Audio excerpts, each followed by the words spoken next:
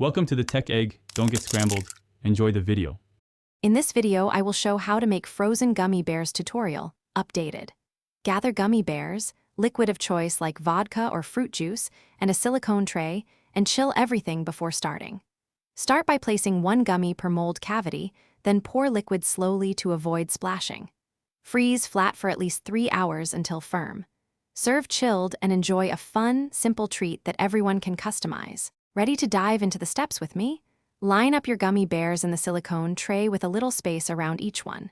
Use a measuring cup to pour liquid slowly into each cavity until about 3/4 full, which prevents spillage and preserves shape. Give the tray a gentle tap on the counter to remove bubbles, then slide it flat into the coldest part of your freezer. Wait until fully set before unmolding and serving. I have some quick tips to help your frozen gummy bears turn out great every time. For a firmer bite, freeze at least 3 hours or overnight, and experiment with liquids such as coconut water, soda, or flavored liqueurs for unique flavors. Mixing colors and flavors in one tray creates a lively presentation that's fun for parties.